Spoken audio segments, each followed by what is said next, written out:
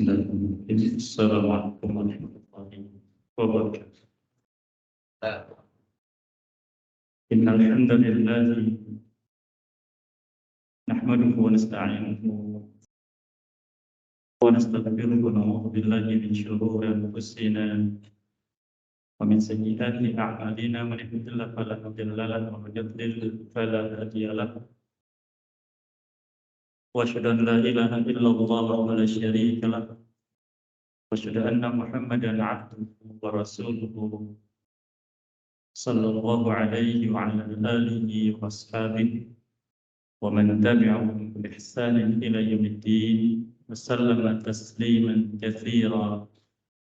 Amma ba'd. Hadirin jamaah salat maghrib yang berbahagia, rahimani wa iyyakum.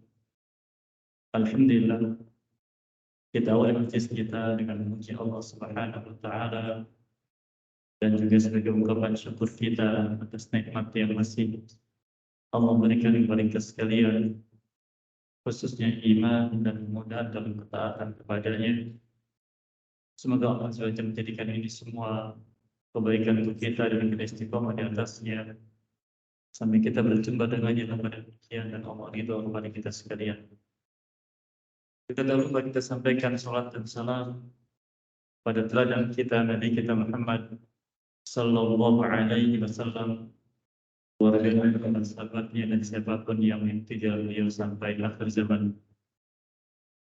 Kita masih bersama faedah dari kitab Al-Wadhih tentang fikih, sunnah dan kitab Allah Subhanahu wa taala yang ditulis oleh Fadil Syekh Dr. Muhammad Hudayat Musa hafizahullah taala. Masih bersama kitab Shalah dan penjelasan tentang hukum-hukum seputar salat jamaah, dan majlis kita yang terakhir sampai pada poin yang kelima, yaitu tentang mutaba'atul imam, itu kewajiban makmum untuk mengikuti imam. Dan pada malam ini insyaallah kita akan masuki pembahasan yang keenam dari masalah ini, juga katakan ahkamul imamati, hukum-hukum seputar imam.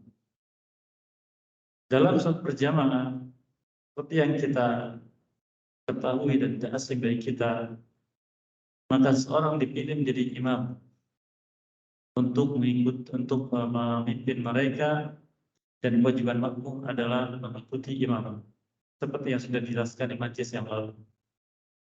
Lalu siapakah orang yang berhak untuk menjadi imam di antara makmum yang ada, dan apakah ada syarat-syarat terkait hal tersebut?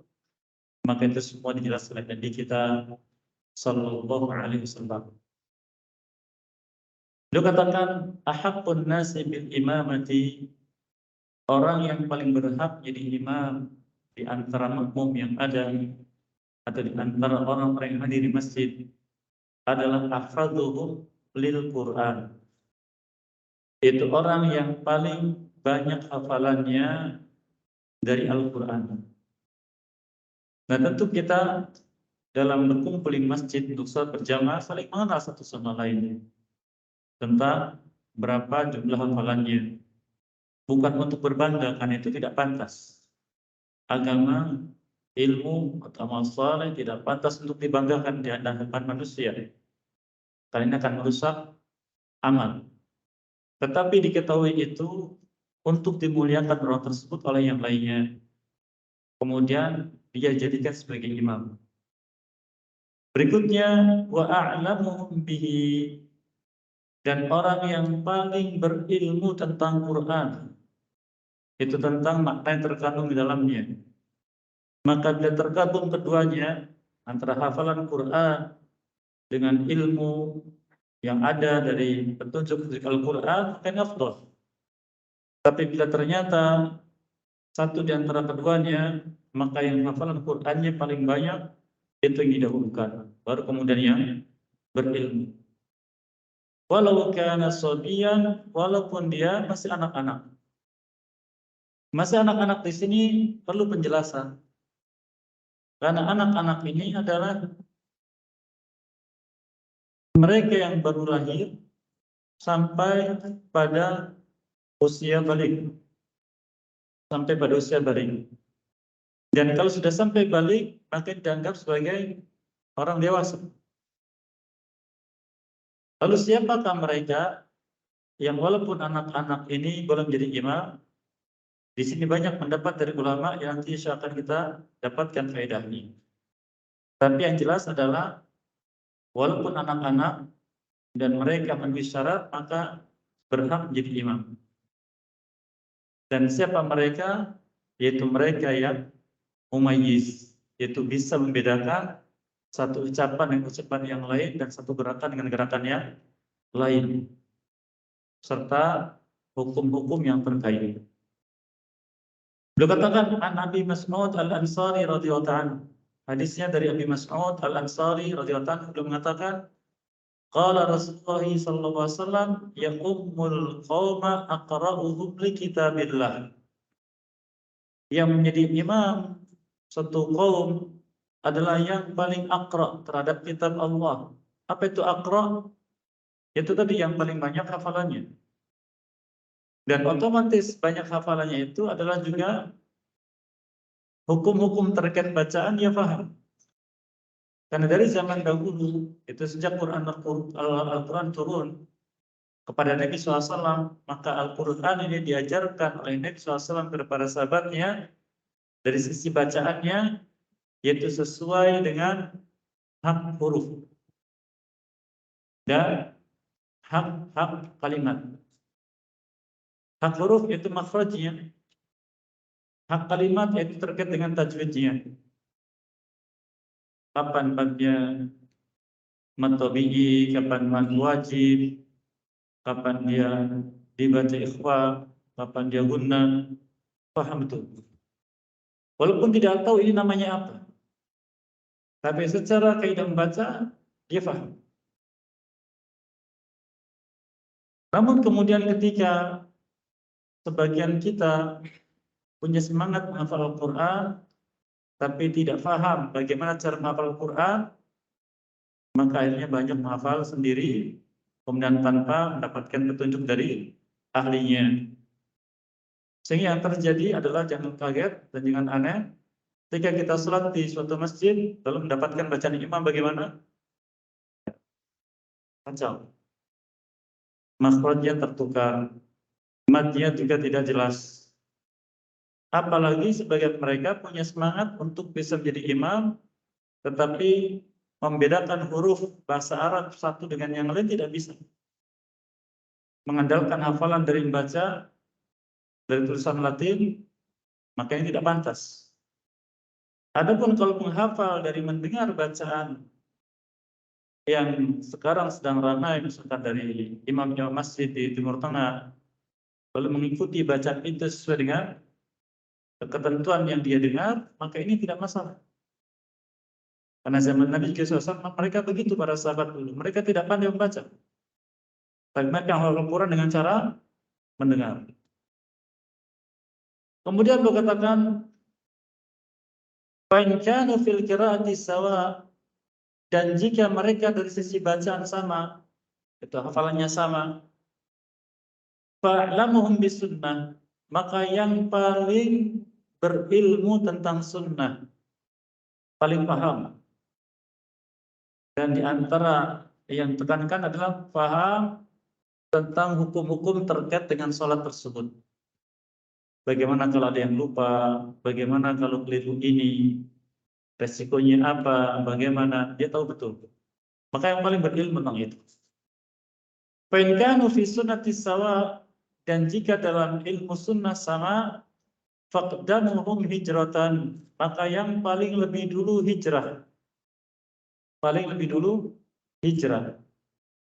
Dan hijrah yang dimaksudkan di sini secara khusus adalah hijrah dari Makkah ke Madinah. Dan ini sudah tidak berlaku sejak Makkah menjadi negeri Islam. Yang Nabi kita SAW bersabda, la hijrata ba'dal fath. Tidak ada hijrah setelah Fathu Makkah. Namun hijrah secara makna yang lain maka berlaku, yaitu dari kekufuran masuk ke dalam Islam, dari kemaksiatan pindah kepada taat, dari kesyirikan kepada tauhid. Ini masih tuntut untuk hijab. Kemudian beliau katakan faqdamuhum silman, dan yang lebih dahulu masuk Islamnya. Wa fi riwayatin waqdamuhum sinnan, dan yang paling lanjut usianya. Nah, ini ketentuan yang digariskan oleh Nabi SAW. Maka hendaknya kita memperhatikannya. Wala ya'umanna ar-rajula fi sultanihi. Lalu setelah itu beliau mengajarkan adabnya. Walaupun sudah kita sebutkan di majelis yang lalu, dan hendaknya seseorang tidak menjadi imam di kekuasaan seseorang yang lain. Wala yaqudu fi baiti ala takrimatih, dan jangan juga ketika bertamu ke rumah seseorang duduk di tempat duduk khusus tuan rumah. Illa bi'idnih, kecuali dengan izinnya. Nah, ini diajarkan oleh Nabi SAW etika dalam sholat berjamaah, dan tambahannya adalah terkait dengan kemuliaan seseorang. Maka penulis Habib Ta'ala menyimpulkan dari hadis yang mulia ini, kata beliau, fasahibul baiti wal imamur ratib ahaqqu bil imamati min ghairiha illa an ya'dhana. Maka tuan rumah, bila diadakan salat berjamaah di rumah, dan imam ratib itu imam yang ditunjuk rutin setiap waktu salat oleh warga masjid atau oleh pengurus atau semisalnya, maka keduanya berhak menjadi imam dan yang lain tidak boleh. Selama imam yang utama ada, yang lain tidak boleh menjadi imam. Bahkan muadzin itu pun tidak berhak, kecuali keduanya mengizinkan. Mungkin karena ada halangan, atau mungkin karena memuliakan orang yang dikenal, dia mulia, dan sebagainya. Berikutnya beliau katakan wayan bagi imam, kemudian seorang imam hendaknya an yura'iya ahwalal makmumin, memperhatikan keadaan makmumnya. Jadi jangan karena saya hafalannya banyak, saya mampu baca sekian belas, sekian puluh ayat, biar makmum semua tahu bacaan saya, dan sebagainya, jangan. Sekali lagi, dalam ibadah, jangan kita menunjukkan karunia Allah yang Allah berikan pada kita, pada manusia. Jangan menunjukkan. Tapi kita diberi karunia ilmu, diberi karunia hafalan Quran, atau diberi karunia kemampuan dalam ketaatan dalam waktu yang lama dan sebagainya, itu dalam rangka untuk ketaatan pada Allah. Adapun pada manusia, maka apa yang wajar saja. Kita salat berjamaah, ya salat berjamaah orang tahu, tidak masalah. Jangan sekali-kali menunjukkan ibadah atau ilmu atau apapun pada manusia, yaitu agar manusia tahu siapa saya, tidak pantas dalam ibadah. Kemudian beliau katakan, fa in kana yusalli li'amatin nas, jika imam salat bersama umumnya manusia, umumnya itu di perkampungan seperti kita di sini. Ini berbeda dengan imam salat di lingkungan khusus seperti pondok pesantren atau universitas Islam, yang mereka memang orang-orang yang menggeluti ilmu. Dan orang yang menggeluti ilmu itu jiwanya sudah siap untuk mengamalkan ilmu. Mau tidak mau dituntut untuk mengamalkan ilmu, untuk menghadirkan ketaatan yang lebih. Tapi kalau di lingkungan umum masyarakat kaum muslimin, yang sana beraneka ragam keadaan mereka, maka beliau katakan imam harus memperhatikan manusia. Apa yang dia lakukan?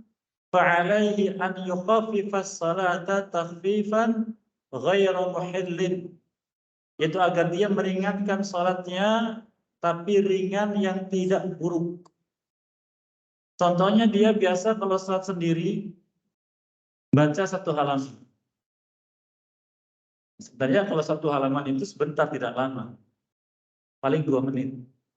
atau maksimal 3 menit. Tapi kalau berdiri kan lama, apalagi dengan nada, maka dikurangi jadi setengahnya. Itu namanya meringankan, bukan mempercepat, bukan an yusri'a agar dipercepat salatnya, tidak, tapi yukhaffif, diringankan. Yang baca tasbihnya ruku atau sujud 10 kali ketika sendiri, sekarang bersama manusia 3 kali. Diringankan, dikurangi. Karena inti dari sholat adalah tumakninah dalam setiap gerakan. Dan ini sudah kita contohkan tentang tumakninah ketika kita bahas tentang sifat sholat.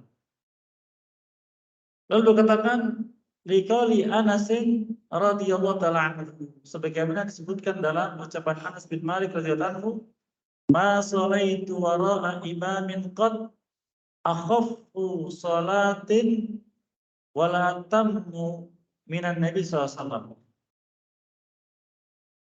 Akhafu salatan wala tammu minan Nabi SAW.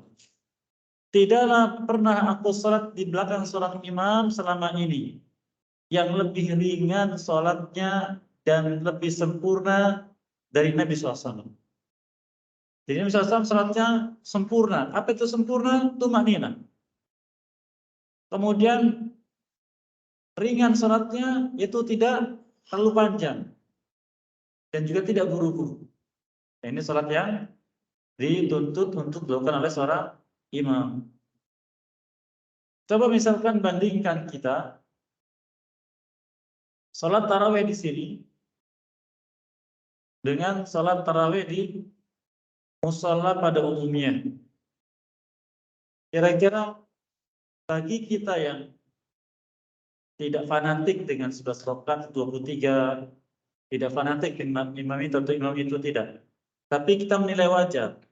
Saya sholat yang seperti biasa di sini dengan ikut sholat di tempat umum, kira-kira nyaman yang mana Bapak Ibu? Yang viral itu 10 menit, misalkan 23 rakaat. Kira-kira nyaman yang mana sholat kita? Ya. Nyaman yang biasa kita lakukan dengan tenang. Dengan tenang. Nah itu contoh. Walaupun misalkan 23 rakaat tarawihnya yang akan kita bahas khusus insya Allah di kitab kita juga disebutkan. Namun ketika sholat yang kita kerjakan tumakninah, maka membuat hati tenang, membuat kita juga suka.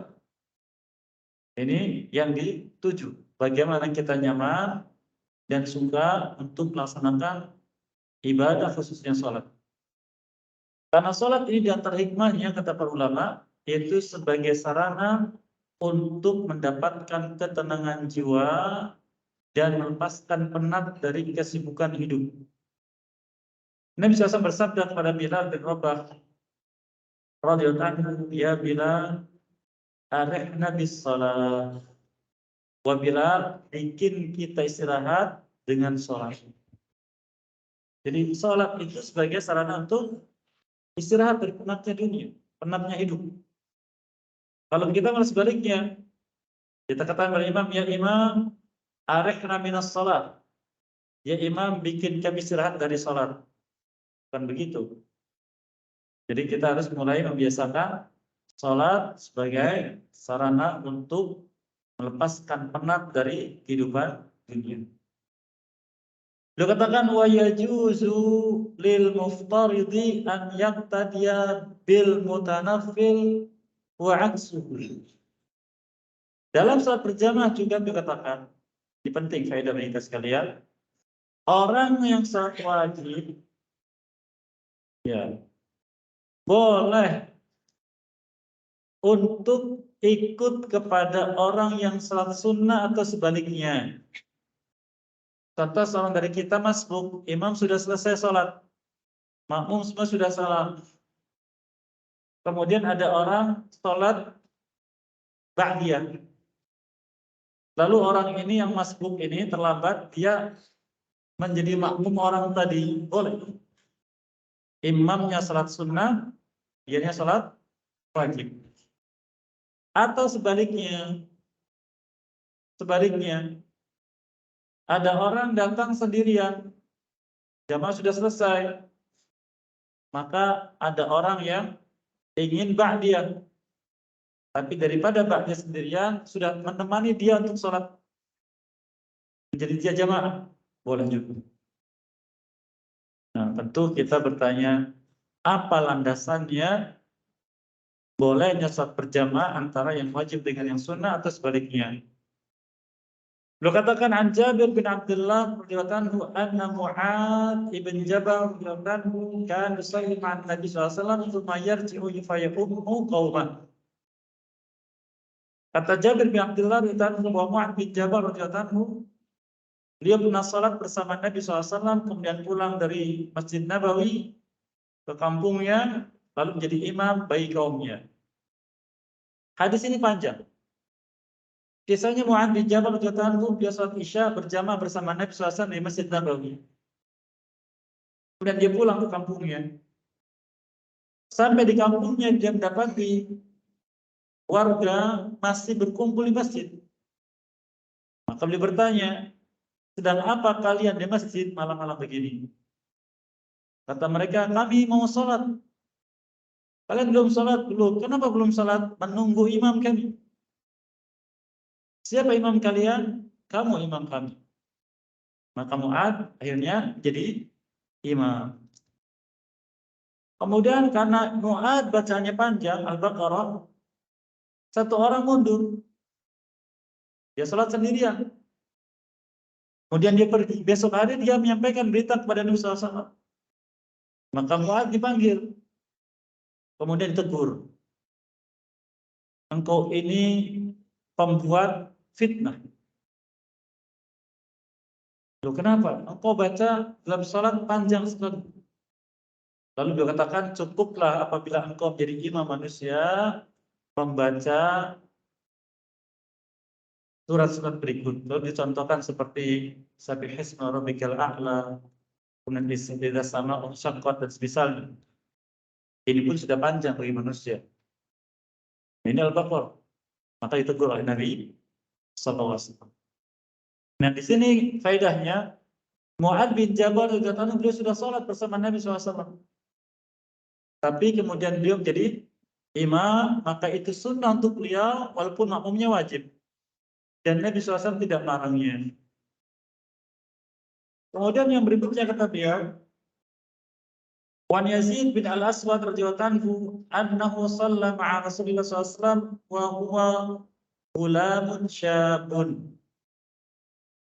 Dari Yazid bin Al-Aswad radhiyallahu anhu bahwasanya dia pernah salat bersama Nabi SAW, saat itu dia masih remaja, umur belasan tahun.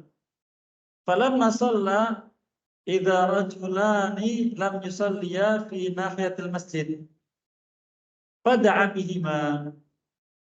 Faji'a bihima tar'udu faraisuhuma. Kata Yazid bin Al-Aswad ketika itu masih muda, pernah sholat bersama Nabi SAW, dan selesai sholat bersama Nabi SAW, kemudian mendapati ada dua orang tidak ikut sholat. Padahal dia ada di masjid, tapi tidak ikut sholat berjamaah. Maka dipanggil keduanya oleh Nabi SAW. Maka keduanya datang sambil gemetar, merasa salah. Jadi orang walaupun belum tahu kesalahannya, tapi ketika dipanggil oleh Nabi SAW, merasa ada yang salah. Itu fitrah.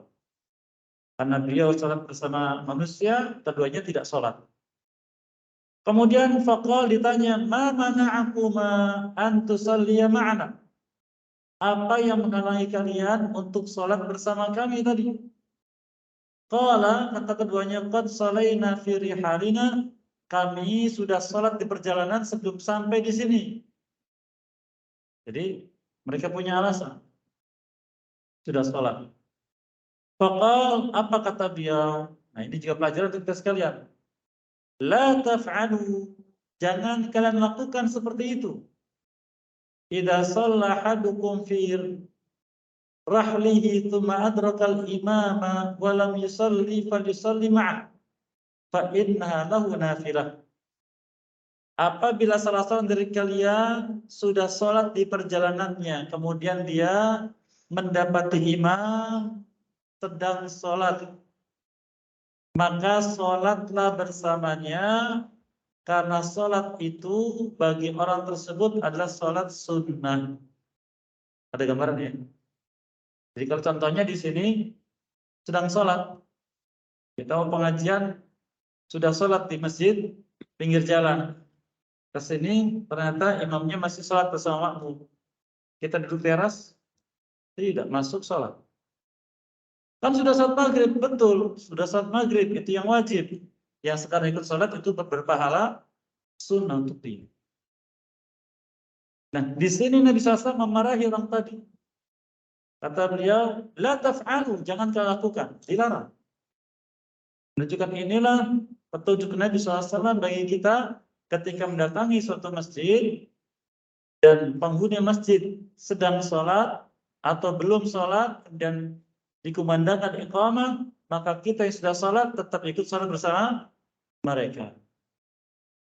Di antara hikmahnya, Allah sebagian ulama, agar tidak terjadi penilaian buruk, suudzon. Ini datang ke masjid kok tidak sholat, katanya muslim, suudzon. Sehingga tidak boleh kita melakukan sesuatu yang menyebabkan orang lain menilai buruk pada kita, dihindari. Kemudian beliau katakan, wa yajuzu lil musafiri an yaqtadiya bil muqimi wa aksuhu. Boleh bagi orang yang safar untuk mengikuti orang yang mukim. Mukim itu yang tidak safar. Seperti kita ini mukim. Atau sebaliknya, fa in iqtada al musafiru bil mukim atamma. Jika seorang musafir dia ikut salat berjamaah bersama orang yang mukim, maka salatnya sempurna. Wal aksu, dan sebaliknya. Sebaliknya yaitu jika yang jadi imamnya musafir salatnya qashar 2 rakaat, sedangkan makmumnya yang mukim sempurna. Dalilnya apa, Ustaz? Di sini beliau mengajari kita menjelaskan suatu masalah lalu menghadirkan dalil.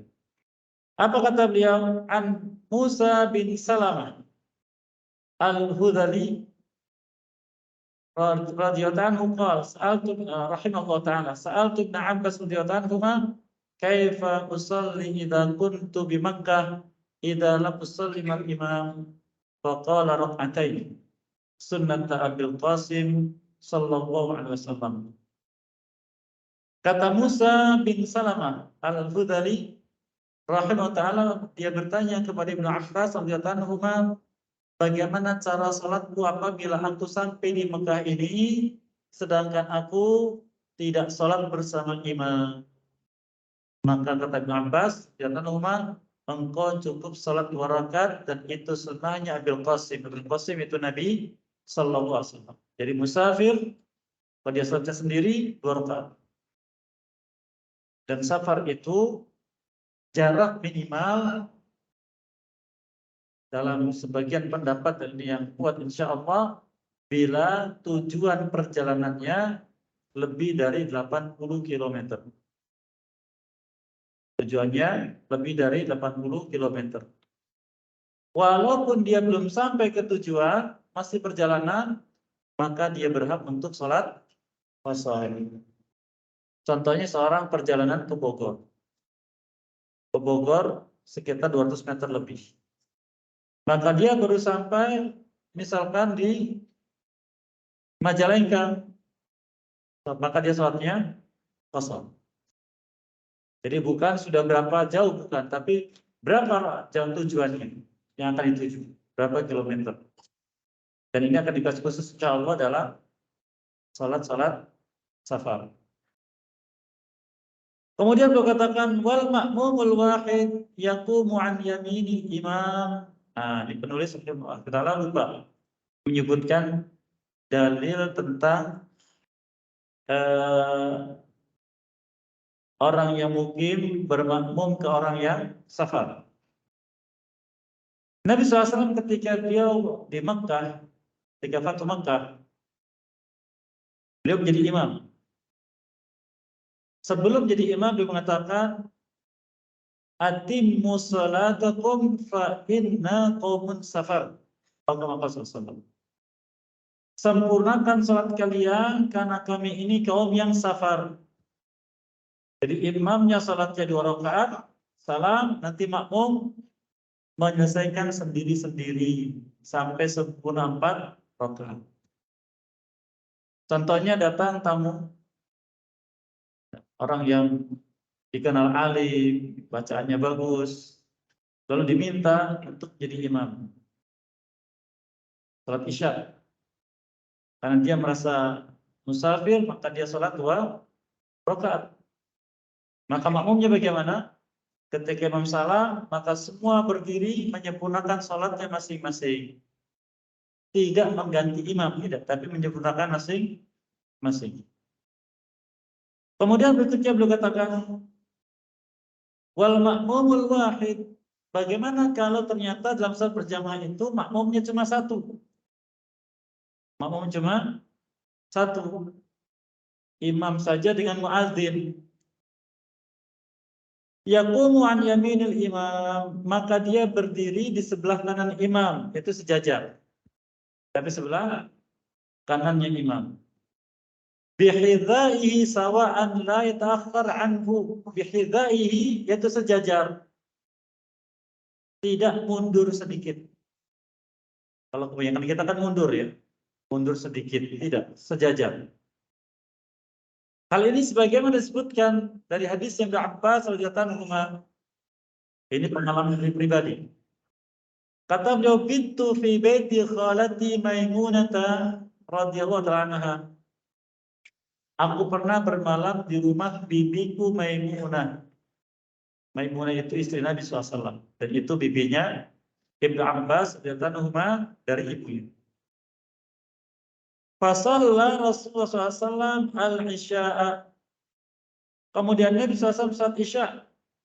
Tsumma ja'a fasalla 4 rakaat, tsumma nama. Lalu beliau masuk ke rumah, salat 4 rakaat, kemudian tidur.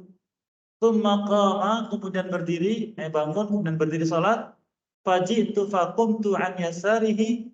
Kemudian aku datang tanpa bilang-bilang salat di samping kirinya. Faja'alani an yaminihi, lalu menarikku, lalu letakkan sebelah kanannya. Jadi kisahnya itu Nabi SAW salat malam, Ibnu Abbas salat di samping kirinya. Kemudian Nabi SAW menariknya, memutarnya, ditaruh di sebelah kanannya. Itu kejadiannya. Jadi dari sinilah penulis mengatakan, kalau imamnya cuma 1, maka dia berdiri sebelah kanan imam sejajar, tanpa mundur sedikit. Lalu Ustaz, bagaimana kalau imamnya, makmumnya 1 dan dia perempuan, suami istri misalnya? Beliau katakan wa yakunu nisa'u khalfar rijali daimani. Perempuan berapapun jumlahnya, kalau mereka menjadi makmum, maka berdirinya selalu di belakang laki-laki. Walau kanatil mar'atu wahdaha takunu saffan. Walaupun dia seorang diri, dia tetap di belakang membentuk satu saf.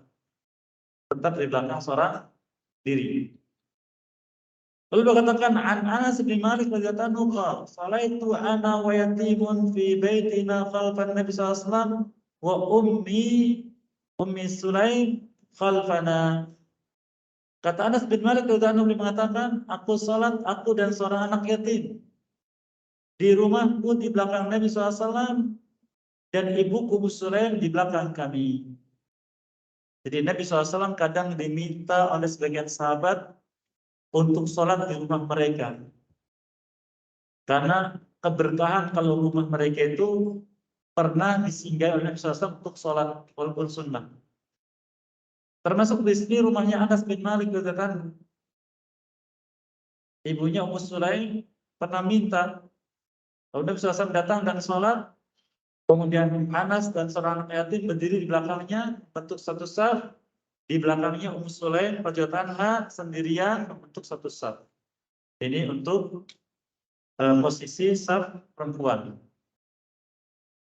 Kemudian berkata wanita itsnan bil imam qama saffan khalfahu. Dan apabila makmumnya dua, ada imam satu, ada makmum dua, maka dua orang ini baru berdiri di belakang imam. An Jabir bin Abdullah radhiyallahu anhu qama Rasulullah sallallahu alaihi wasallam yusalli faji'tu hatta qumtu an yasarihi fa akhadha bi yadiya fa adarani hatta qamani an yaminihi thumma ja'a Jabbar ibn Sakhr fa qama an yasarihi an yasar Rasulullah sallallahu alaihi wasallam fa akhadha bi yadina jami'an fa dafa'ana hatta aqamana khalfahu. Kata Jabir radhiyallahu anhu, Nabi SAW pernah melaksanakan sholat sendiri.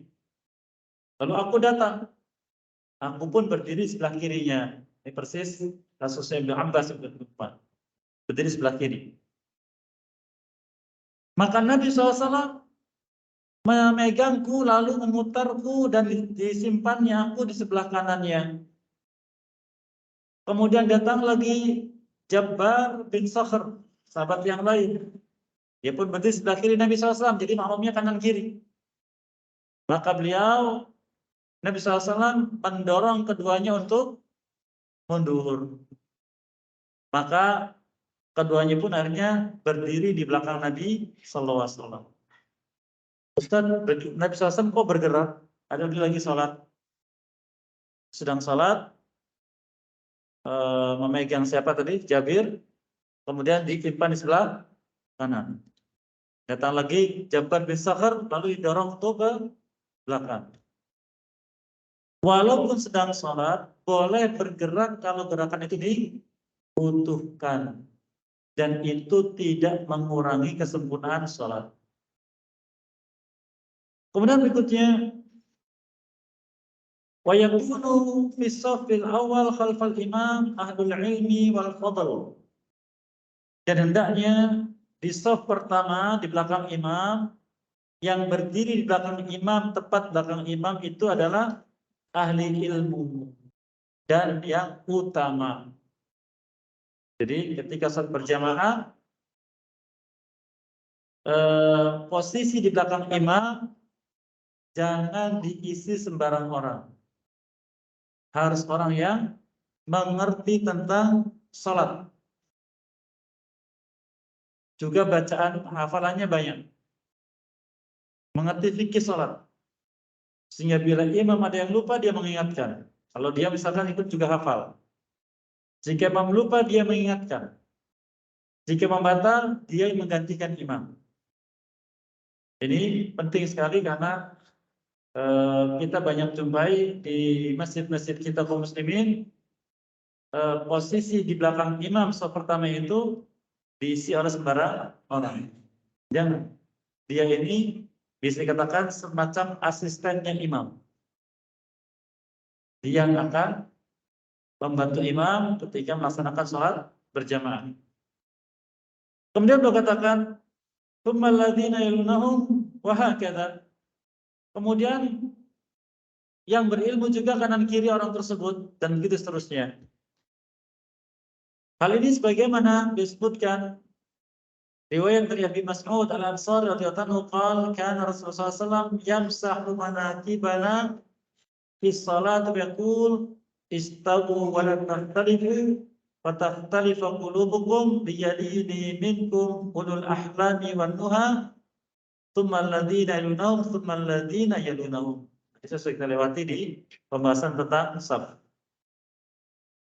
Kata Abi Mas'ud radhiyallahu anhu, Nabi SAW ketika ingin melaksanakan sholat berjamaah, beliau menepuk pundak-pundak kami.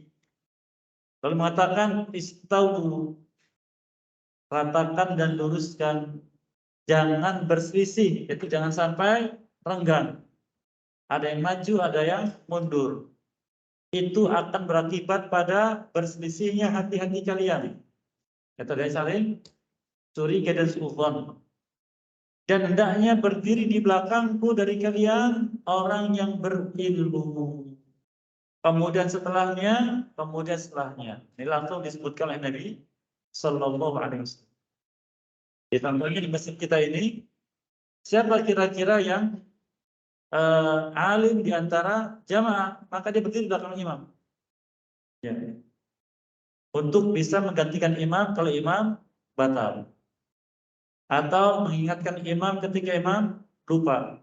Dan semisalnya. Kemudian berikutnya,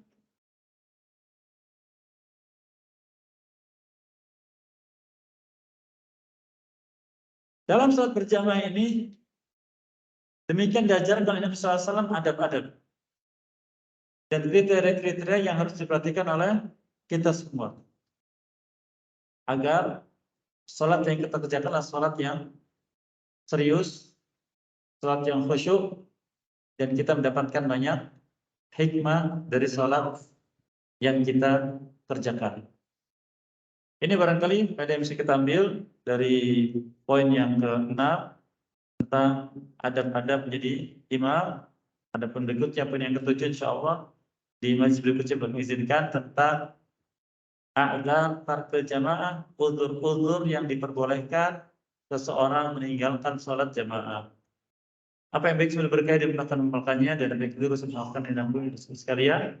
Masih ada waktu beberapa ke depan, silakan barangkali ada yang ingin menyampaikan sesuatu baik terkait dengan faedah yang tadi kita dapatkan atau yang lainnya, dipersilakan. Silakan Bapak Ibu.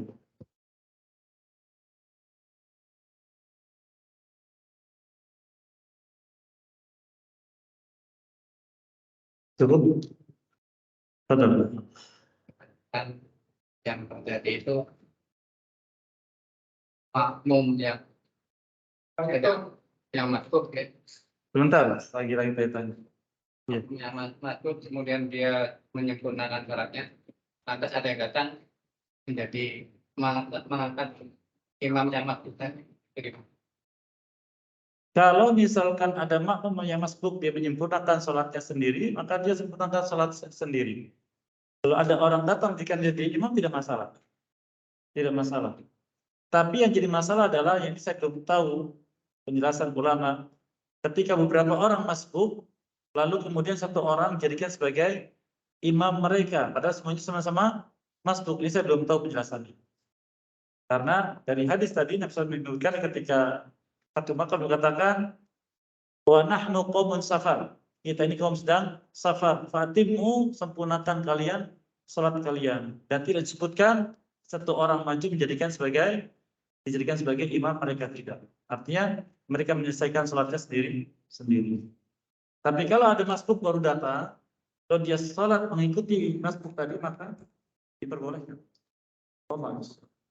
Demikian, maaf. Assalamualaikum warahmatullahi wabarakatuh. Subhanallah. Assalamualaikum warahmatullahi wabarakatuh.